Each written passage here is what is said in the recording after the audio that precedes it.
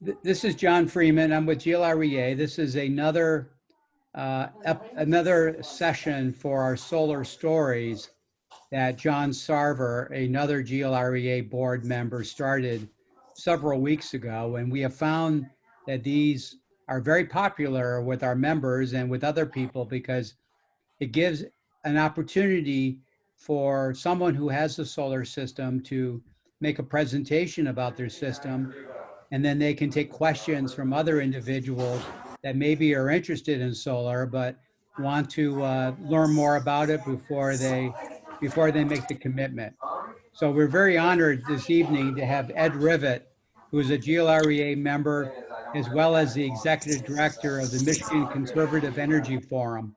And Ed has a solar system, a geothermal system, and he also uses the solar system to charge his electric car.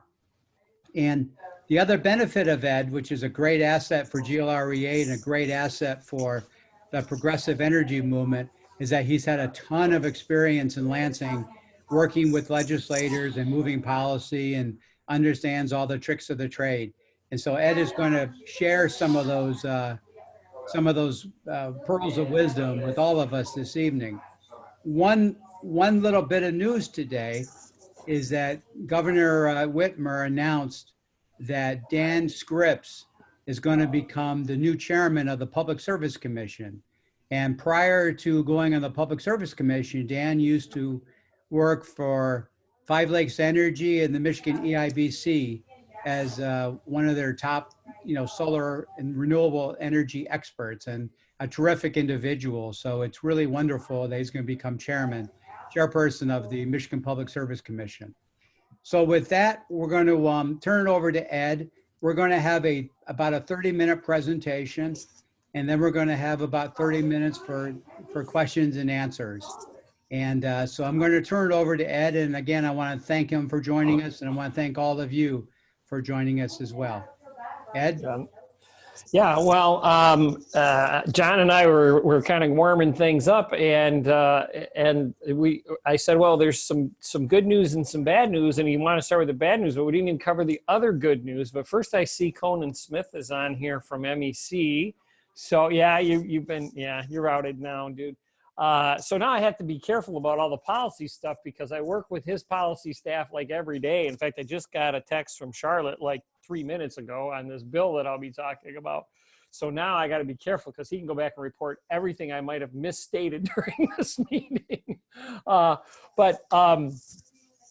Yeah, I wanted to make sure I didn't forget this other good news, which was, and I think GLREA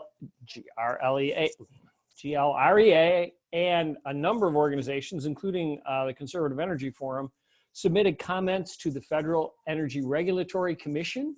And today, on a case, a petition that was filed to strip the states of authority over net metering policies and usurp it to the FERC. It was put in by a dark money organization known as the New England Ratepayers Association, but no one had ever heard of them. We weren't quite sure what was prompting this petition, but it was certainly the wrong thing, and it's been against 20 plus years of precedent for net metering policies to be regulated by the federal government rather than the individual states. So 57,000 individuals and over 450 organizations submitted comments to FERC to dismiss the petition. And they did so today unanimously. And that was very quick turnaround because the comments were just due on the 21st of June. And so in less than a month, they dispensed with the petition, which is excellent. Ed, can you tell folks what FERC stands for? Yeah, Federal Energy Regulatory Commission. So they oversee all aspects of federal policy. They have, of course, a huge role in the grid and overseeing the operations of all the RTOs like MISO and PJM and so forth. But they also have oversight of nuclear energy and all those sorts of things. So, but this petition was, we think, driven by the fossil fuel industry and perhaps elements of the utility industry to try and pull authority over net metering into FERC's jurisdiction. And, you know, they obviously feel they could play better with their power and influence with one federal body of, I don't know, 5 or 6 members or whatever it is, as opposed to fighting it on 50 battlefronts with the states having control over net metering.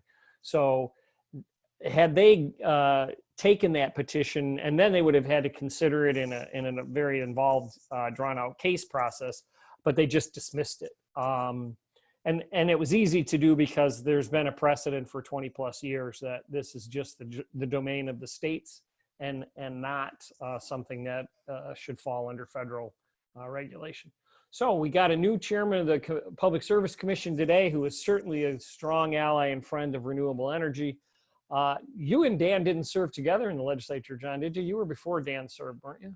No, yes, I was considerably before Dan. Yeah. Okay. So. He's also a former legislator, so he certainly understands the ins and outs of policy and the like, but he's got a great background. So we got the FERC win today, and we got a new commissioner on the Public Service Commission. And if you didn't see it wasn't widely circulated, but the reason that Dan was elevated to chairman today is because Commissioner Sally Talberg will be leaving the commission probably late this year. She is up for a position with the Texas energy regulatory body down there, ERCOT, and there is a series of procedural and formal votes that have to go on, so she won't know for sure until November, but everyone anticipates this is going to go through. And that will mean that the governor will appoint a 3rd member to the 3-member Public Service Commission, all within the first 2 years of her being in office. So the entire commission will have turned over in the course of 2 years' time, which is unprecedented. But hopefully we'll also see a strong advocate for not only renewables, but also the work that we're doing on charging infrastructure and driving that issue forward, as well as a little more tightening the reins on the utilities and the rate cases and so forth. So anyway, I've gone into policy before I told my story, but my story is fairly boring compared to some of the other ones that you guys have heard on Thursday nights. I have a 36 panel, 11.3 kilowatt fixed array, ground mounted. I live on 10 acres of land. So I had some space that used to be a horse pasture for my daughter's horse. And that was a great place to stick some solar panels. It was about 3 years ago now. Has it been 3 years? That I was making my acquisition or starting to shop for it. And no, gosh, maybe it's been coming up on 4 years. I'll have to see. But they're 315 watt panels, which were kind of the thing at the time. And also because I have some woods in the area, and my my installer at Quality Solar, Bob Randolph, some of you know, recommended that he wanted to test out some new micro-inverters that were coming online. And he suggested we do that because the micro-inverters take care of the shading issue. We don't have the Christmas tree string issue. When you have single inverters, a little bit of shade, knocking out a few panels can bring your whole string down. So I have one inverter for each of the 2 panels. And in fact, I was just looking at my production, and I looked and I see a few of my inverters are down, which means I think the breaker popped on me. I'm going to have to go check that out after we're done here. Just today. So I am also a net metering customer with consumers. I fall under the grandfathering clause that was part of the 2016 law. So I have still about 6.5 years, I think. It must be 6.5 years on my net metering contract with consumers. I will have the system paid off before then. So by the time I'm not getting the 1-for-1 exchange on any electricity I put out, I'll probably make the decision to just go to storage. It should be cheaper and better by then. And I probably won't worry about selling any surplus to consumers after my net metering contract runs out. Right now, it's as good a deal as I can get without any further investment. I had looked at solar for about 4 or 5 years prior to actually putting my system in. And I kept waiting for that payback to fall down below 10 years. So when I could crunch the numbers to about a 9-year payback, I decided to do that. At the time, I still have 4 kids at home. So there were 6 of us in my fully electric home. I'm out in the country on 10 acres. So I have the geothermal, and I have an electric stove, electric dryer, and electric hot water heat that's supplemented to my geothermal system. So I have a 100% electric home and wanted to make the investment in solar to compensate for that. I also use biomass because I have a lot of trees on my property. So I have a wood stove in my living room, and that's a great heat supplement in the wintertime as well. So that's my other renewable energy. And I did charge the Volt today in the driveway when the sun came out with my solar panels. So very happily driving my Chevy Volt.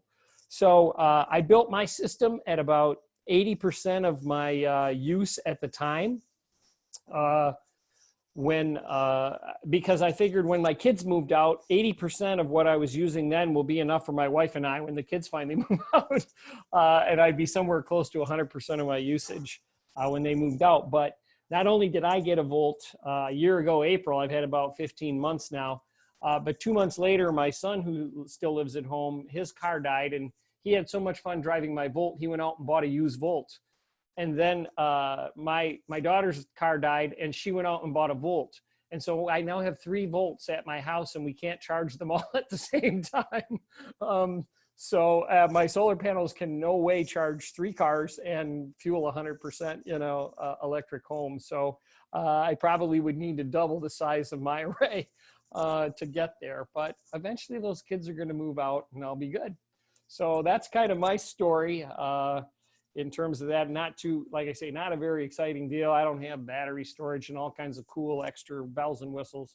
But I'm very, very glad I made the investment. And I like to tell people that I drive around town on solar power. So that's my story. Happy to answer any questions. And, certainly more interested in sharing with you a lot of other information about what's going on in the policy front, which, is what I do for a living. So let me just ask you a quick question before we open up to everybody else.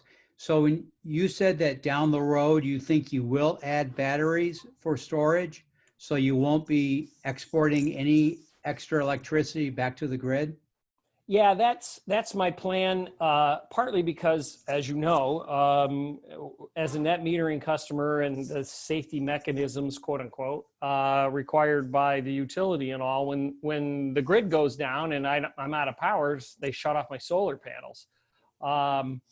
So I would like to get to a place where I can rely on that available power if the grid is down. And the sun is shining, I have what's available, and I'd like to be at a place where I can, store additional energy and have that as a backup as well with battery storage. So it's a matter of the investment. Let me get the solar panels paid off first, and then I believe that whatever we're paying for a 10 kilowatt, Tesla wall today, 4 or 5 years from now, it's going to be a fraction of that cost. And it might use entirely different technology. I was just reading about a potassium-based battery research that's going on. So we may be looking at batteries with entirely different technology 5 years from now.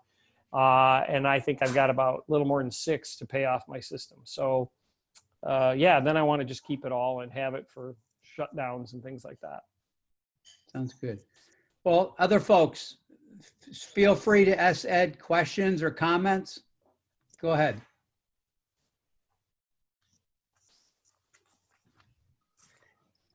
Ed, would you mind telling us what the system cost when you had it installed? Well, I think Bob cut me a deal, and it was partly I think because he wanted to test out the new inverters. They were kind of new, and so I think my system was about 30,000 at the time. So So yeah, but then I had the 30%. I got the full 30%, tax credit. I went out, and at the time, the tax structure was such that I went and got a home equity loan. So along with my mortgage interest, I could also deduct the interest on the loan, which was pretty cheap. Interest rates were pretty low still a few years ago.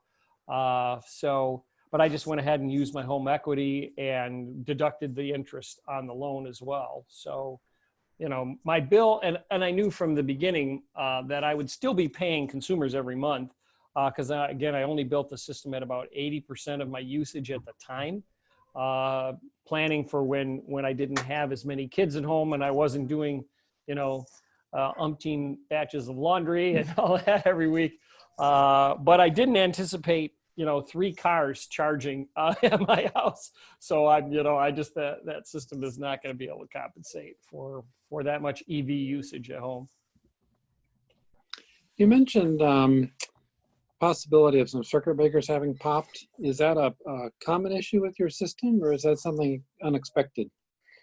When I first got the system, it was happening like all the time, and we just determined that it was a faulty breaker, and it was popping. They came out and replaced it. Then I hadn't had any issues until just recently. I had the breaker pop.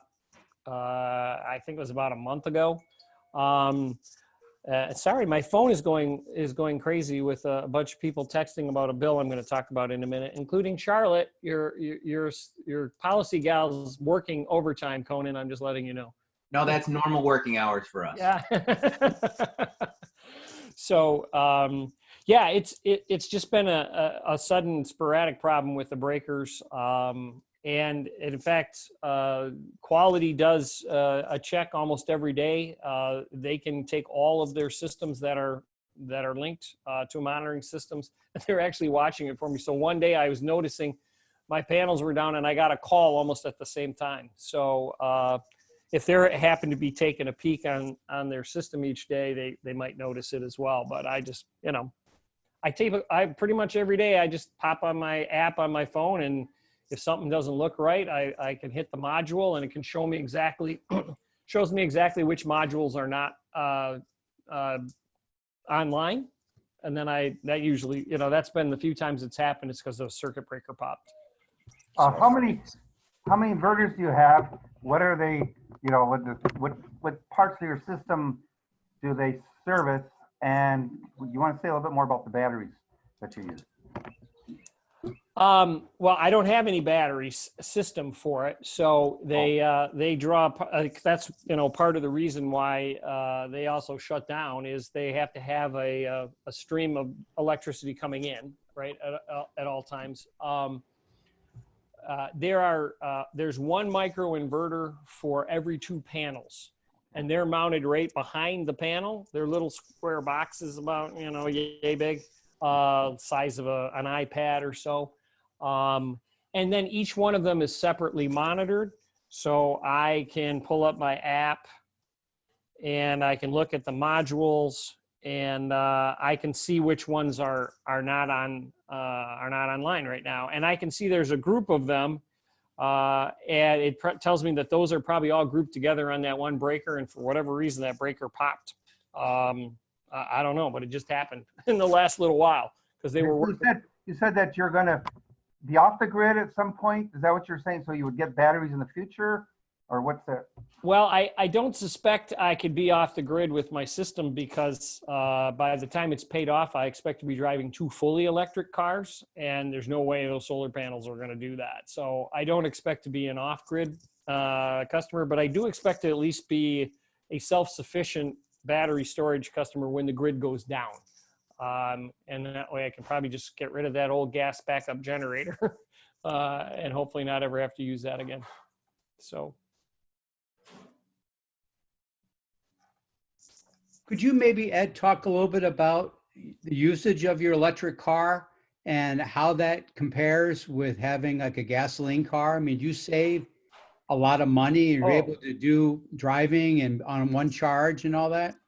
Yeah, with the Volt, I have the 2013, so it gets right now in the summer about 40, 42 miles on the battery charge. In the winter, it's about 32 because of the cold weather. And I'm one of these terrible hyper miler guys. I don't turn that air conditioning on until I need it, unless it's really hot or, whatever.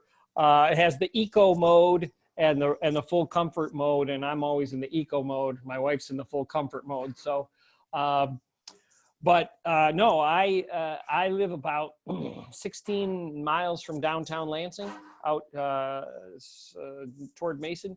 And generally on a full charge, I can drive into downtown where my office is. If I work the whole day there and don't go anywhere and drive straight home, I do it on full electricity.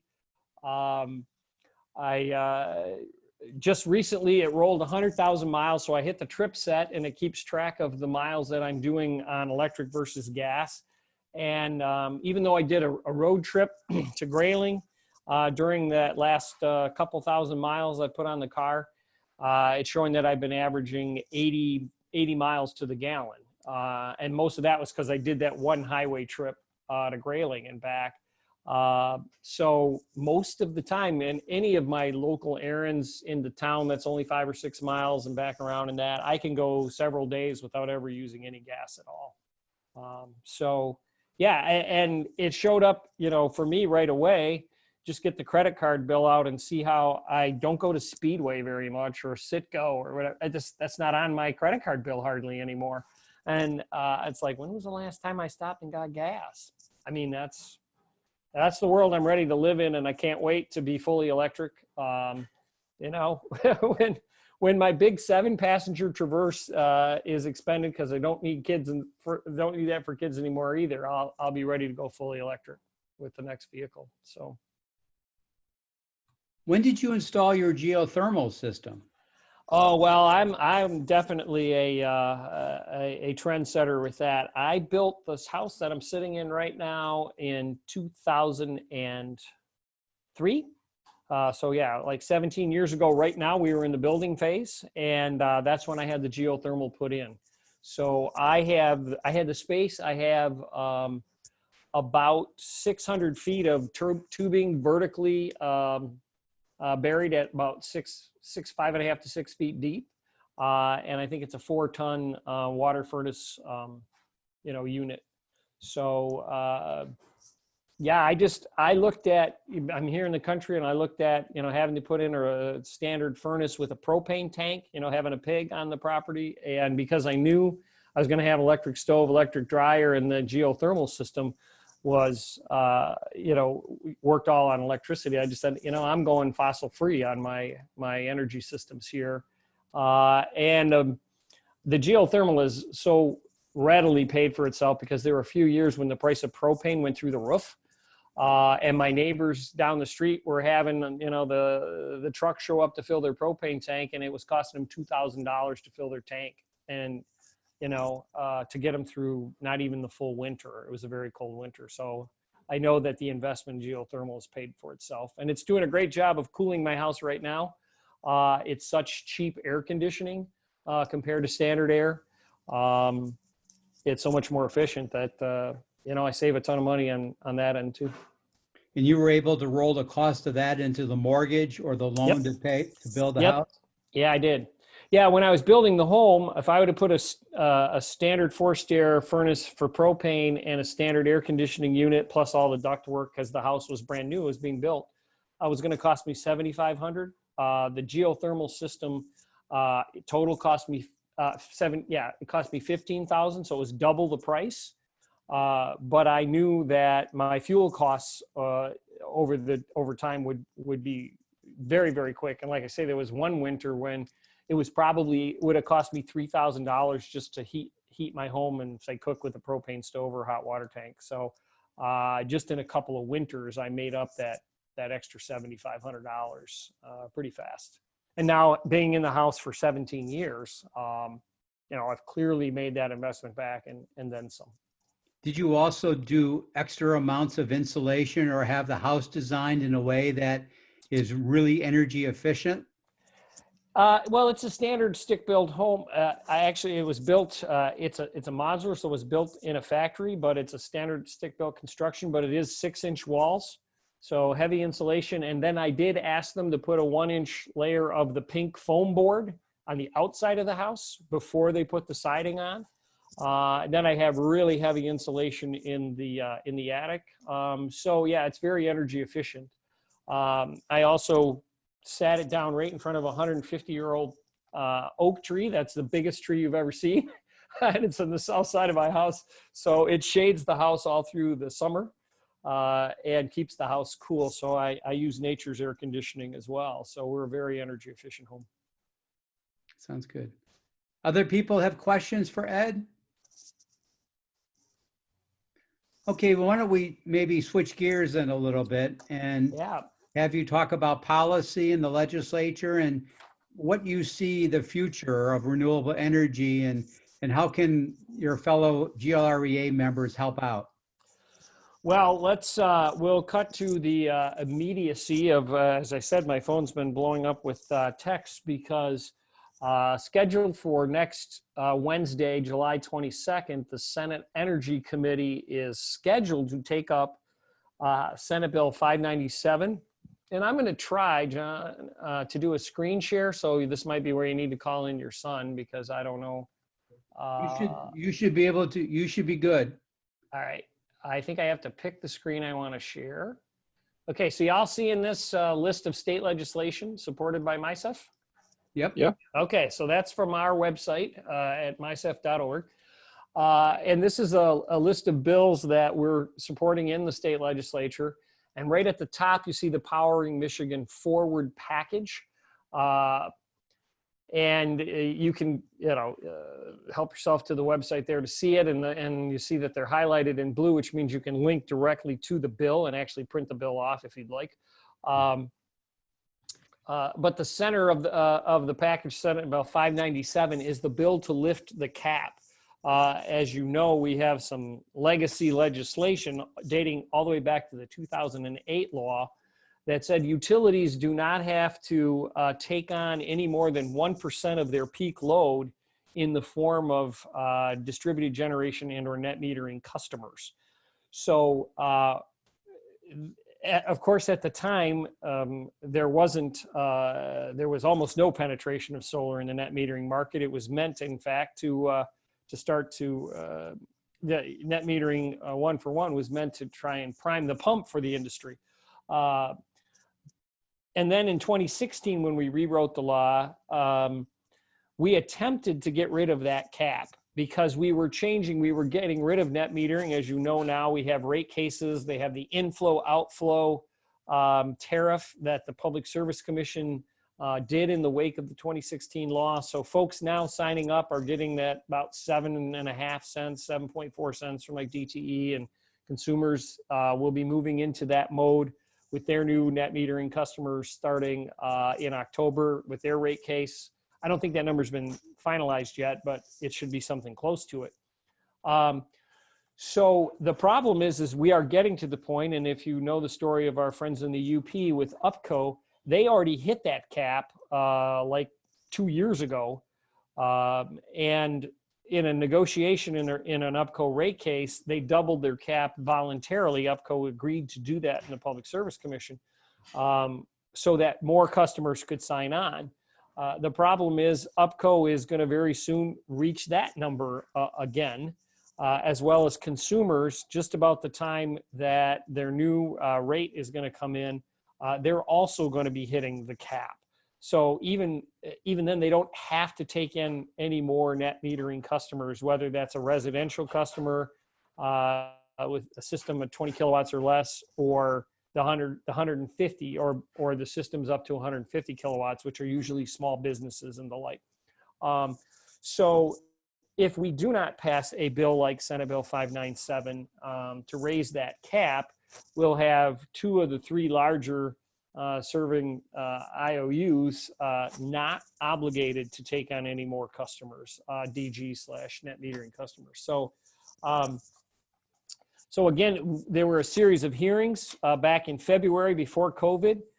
John was able to testify at one of those 4 hearings, making the case for getting rid of the cap. The Public Service Commission also takes the view that now that we have changed to the inflow-outflow tariff and the rates are set based on cost of service, the 7.4 cents, there is no legitimate reason for a cap any longer. There's no engineering reason or safety reason for a cap. So the Public Service Commission actually backs the view of GLREA as well as MICEF and many other groups, MEC. We all think the cap should go, but I can tell you that as the committee is preparing to take up the bill on Wednesday of next week, that a substitute bill is being floated, and it's only going to raise the cap small amounts and incrementally over the next 3 years. So for next year and the following year, it would only double to 2% of their capacity maximum load, and in 2023 and thereafter, the cap would be at 5%. Now, analysis has been done by a number of groups, EIBC and others. We think that will probably leave enough room, perhaps not in the Upper Peninsula. I'm not convinced that that rate will be enough for the demand there is in the Upper Peninsula, because rates, UPCO's rates are still some of the highest anywhere in the lower 48. So we would like to see a higher cap, especially for the UP. So 2% for the next 2 years and then 5% beginning in 2023. We think that that's just too low. Now, one of the things that does help is the original cap said that this 1% cap included 0.25% of the 1%, a quarter of the 1% was reserved for biodigesters, methane biodigesters and the like, and the other 3/4 of that 1%. And then was also 1/4 had to be reserved for residential 20 and under. So they're getting rid of that structure and they're actually creating a 50% floor for residential customers or for 20 kilowatt systems or below. So if they raise it to 2% next year, at least 50% of that capacity has to be residential or 20 kilowatt system. So that's going to give us more room. With the cap in place as it is right now, we would see a whole string of the small installer companies, some that you know very well, who are basically saying, we're going to have customers saying this isn't worth it anymore, and we're not going to have systems to install. So there is an existential threat, especially to our burgeoning solar and residential solar industry. And so the cap really has to go up. And I know you guys have been asked numerous times by John. I'm on the same, email list, but we're coming to that point where the Senate committee will be voting, we hope, on Tuesday for this. So certainly let me stop there and answer questions, because there's probably nothing more significant in terms of legislation that's likely to happen this year that is going to affect the industry and the availability of a distributed generation, mechanism for residential customers. And I completely agree. And I'd just like to add, right now we are, we're interveners in the Consumers Energy rate case in which their, DG cap is being determined. And it's just sort of ironic, because about the time the DG rate will be set, they'll have hit the cap anyway. And the company's position in testimony is that, well, the residential customers can then sign up under a PERPA contract, which has all kinds of, hurdles you have to jump over, because it's designed for, large capacity energy production systems. Right. And it pays, 4 cents a kilowatt hour. So yeah, that's going to be seriously unattractive from a financial perspective. Yeah. Well, or their other response is to sign up for their voluntary green pricing program, which, if anybody does the number crunching, it's like, oh wait, I have to pay an additional premium on my electricity, even though we know that the cost of solar production is lower than their other costs of production, and they're going to make us pay even more than if we got their regular, rates for any other customer. So it's like, yeah, sign up for a bad deal or a bad deal. That's kind of the two options that the utilities would like to offer. And they, clearly they don't want to see the market expanded for generation. That's why we have to push back. Yeah, And my that's- analysis is that, they want to maintain their monopoly status of being the main source of energy. They want to keep their traditional business model of providing all the energy and distributing all the energy, and anything that undercuts that model or challenges that model, they're going to try and nip it in the bud.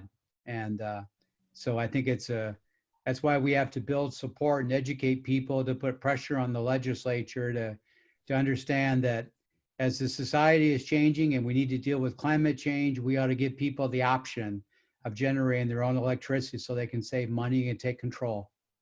So. Yep, that's our line. And again, we and just on the the political insider part of it, even if and a number of folks are putting input in. I've actually spoken to the sponsor of the bill today, Senator McBroom, about our concerns about the cap level, and legislation is a sausage making process. They make that joke. And I actually worked in a meat market in high school, and I've made sausage and I've made legislation, and it is a very similar reality. So, this is this committee vote next week. If it happens, it is only one step, and you live to fight another day, hopefully maybe offering amendments on the Senate floor, and then what happens on the House side. So it is a process, but we do have to agitate. We have to encourage, our pro-renewable energy legislators to support, a stronger bill, and really be out there, as John said, on behalf of customers taking charge, energy independence, and just, it's a stronger, more resilient grid if we have distributed generation. Sure, my little system doesn't mean a whole lot, but as we look to, more and more utility scale solar coming online, I can tell you a little bit about the work that my organization does in that, if we have time. But the future, John's right, the future's changing, and the model is changing. Electricity is going to be a two-way commodity, not a one-way, central generation out in one direction has been the model for 100 years plus. But distributed generation and two-way flow is the future. I've testified to that effect before the House and Senate committees, and it's a future I know you all understand. And as John said, we have to continue to educate policymakers and even our friends and neighbors, that the future's changing, and we can be responsible for bringing clean energy forward. So I think that's such a great point. I remember when I first got here at MEC, I went over to a utility consumer participation board meeting. They were talking about distributed generation, and I argued with you, John, right, about like, oh no, like distributed gen has problems. I was totally ignorant about the actualities, the facts behind it, because the messaging that utilities are able to put forward on this is it sounds logical and rational, and it's compelling, and it's easy to fool a simpleton, right? Like someone like me who hasn't been deeply involved in the issue. And it's difficult to explain why they're wrong until you get into the weeds a little bit on it, So like I'm so grateful for you and for Great Lakes Renewable Energy Association who have been able to document that and to put those messages together that say, no, this is actually the better thing for consumers. It is the better thing for the planet. And that is the magic combination for Michigan. Yeah, the utilities spend a ton of money on public relations and communications and obviously campaign contributions, and they spend a lot of soft money as well, so, these guys are pros at trying to create an environment which supports their own kind of self-interest. And so that's why, organizations like GLREA, the Michigan Environmental Council, and the Michigan Conservative Energy Forum really have to keep working hard. But the good news is that the market actually works for us in this case, that the market is driving lower costing renewable energy over coal, natural gas, and even obviously nuclear. So, it's great that the progressive position is in line with market forces and they're moving this way. So back to you, Ed. Yeah, there you go. That's the beauty of being the token conservative in a world full of progressives. In that, We love you, man. Yeah, I love you, man. Well, since paraphrasing, communist is more frequent these days, I can say that I am the useful conservative as opposed to the useful idiot. But in any case,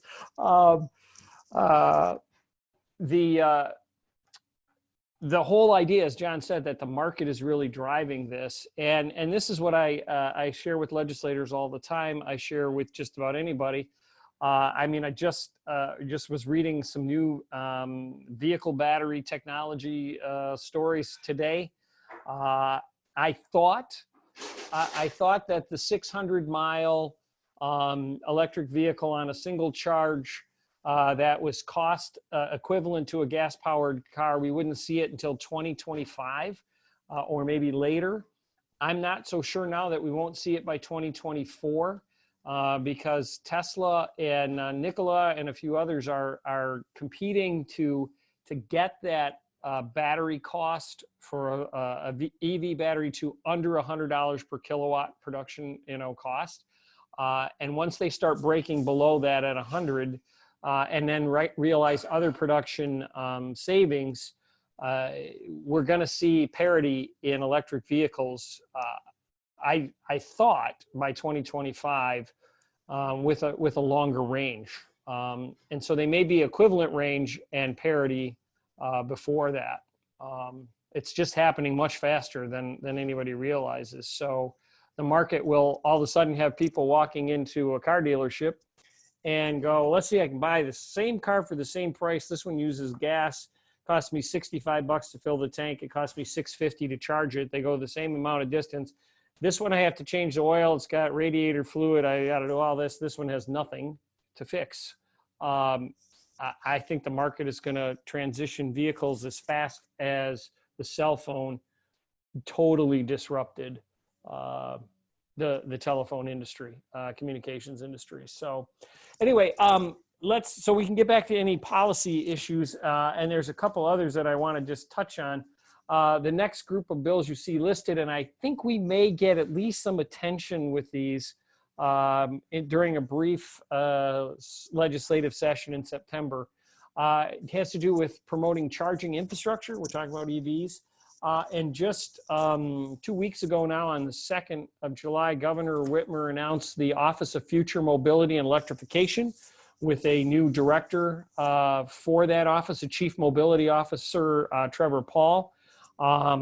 And this is really going to be an important and concentrated effort to start to build out the charging infrastructure, to put in place other technologies that are going to be necessary, especially as we see the convergence not only of electric vehicles, but autonomous vehicles.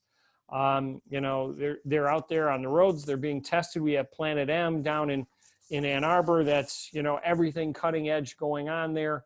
By 2030, you might see as many cars on the road with no driver as you see cars with drivers. I mean, that seems hard to fathom, but things are happening so rapidly that it's that important. I'm looking at the governor's press release announcing the Office of Future Mobility and Electrification.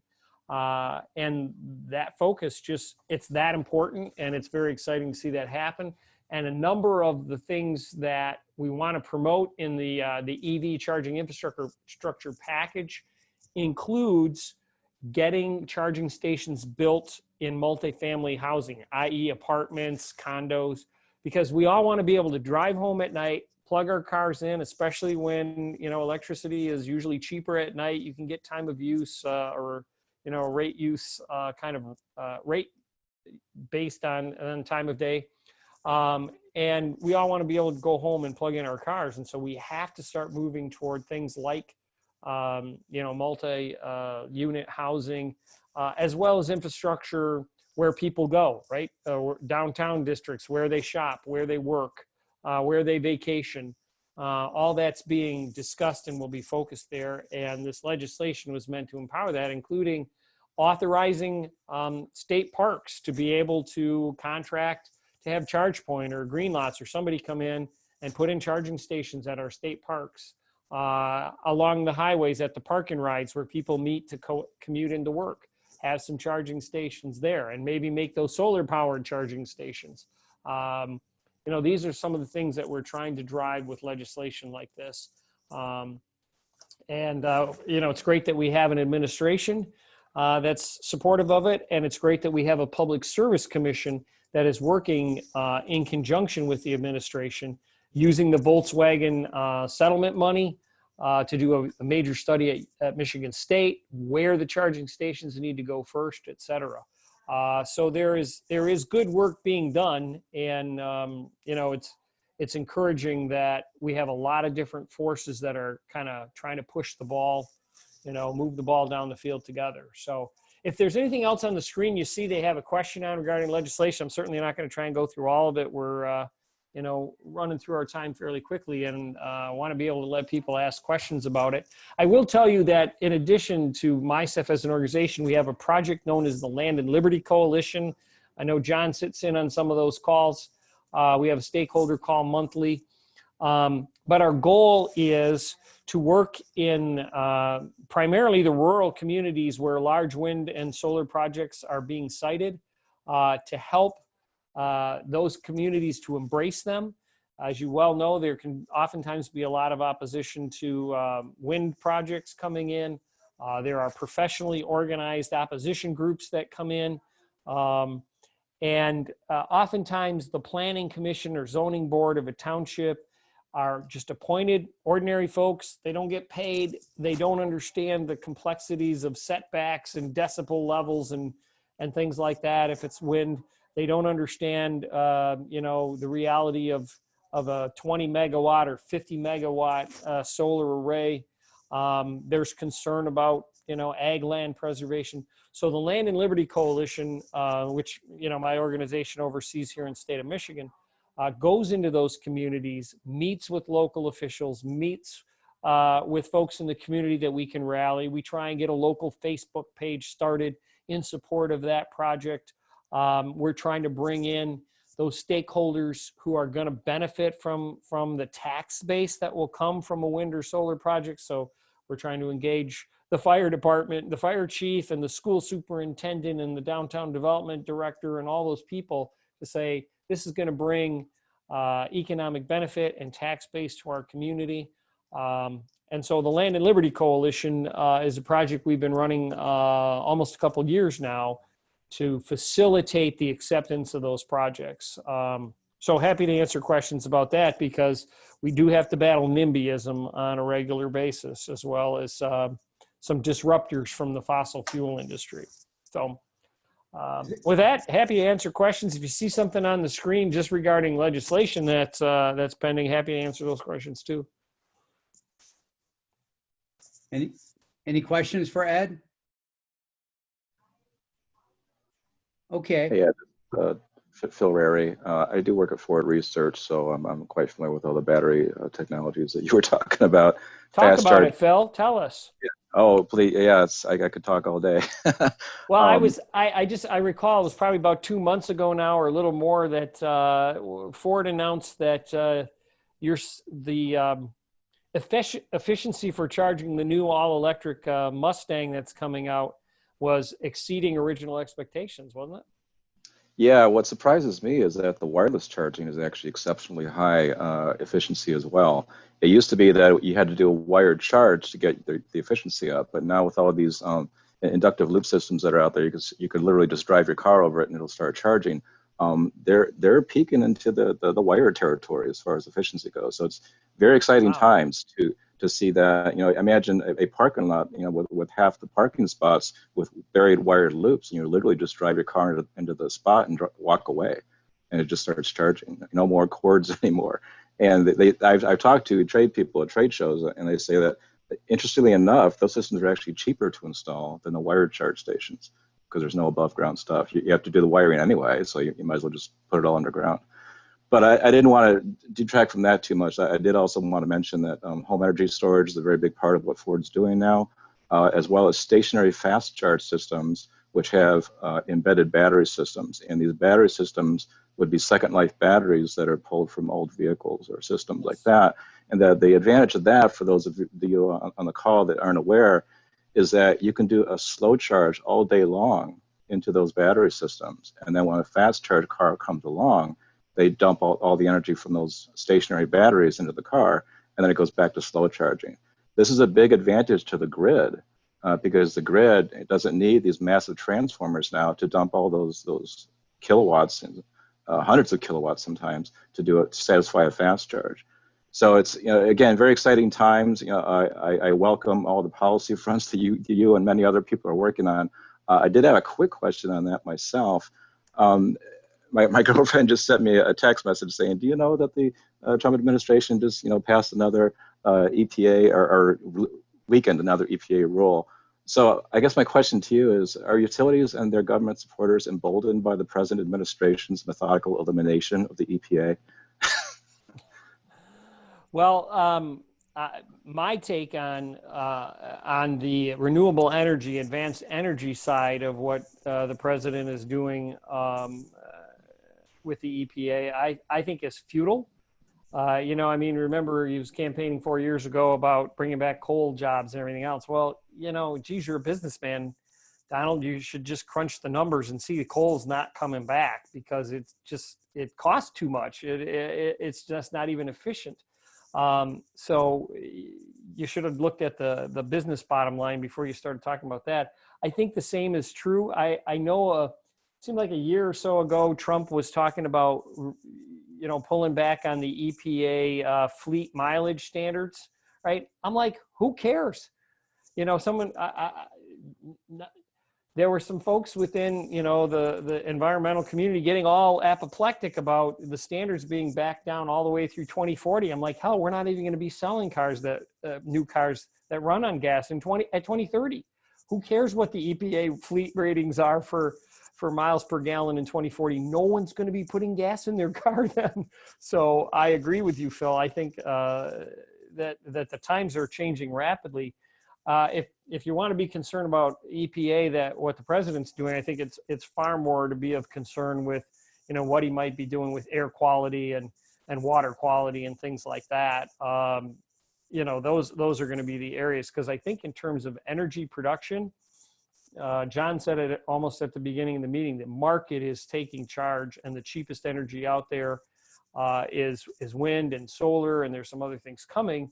And like you say, Phil, once we can start to flatten the curve entirely, and sorry to use a bad expression, the duck curve, but like you say, if we can take the strain off the grid by doing slow charge to storage systems that then draw the fast charge off and don't tax the grid in those sorts of manners, and we can come up with a smart grid that stabilizes those available resources, it's going to transform a lot of things, and it's also going to make electricity cheaper in the long run. I mean, we're going to just pay less for that resource, and it'll be a resource that's not only powering our homes, but our transportation. So it's going to be big. People will not realize how much things are going to change by 2030. We have probably time for one more question for Ed. Does anyone have a final question or comment? Okay, well, I just want to thank everybody for joining us this evening. Ed, would you like to make like a final kind of concluding comment, and we want to thank you ever so much for joining us this evening. You were terrific. Well, yeah, all I'll say is that, either through myself or John, because I'm on the policy front every day in my full-time work, but, you've got a former legislator here. He was on the inside. He knows the way that system works. So if you ever have questions, don't hesitate to reach out to John, and John never hesitates to reach out to me. And believe me, we want to be as available, transparent with what's going on, so you can be engaged in that, and just continue to be, the prophets of a clean, new energy future. That's what I try to do every day, and I encourage you guys to do the same. Well, thank you very much, Ed. And thanks to everybody from GLREA for joining us. And we'll be in touch with our next solar story and have a wonderful evening. Good night now. Thank you, guys. Bye, Al. Thanks, Ed. Thanks, John.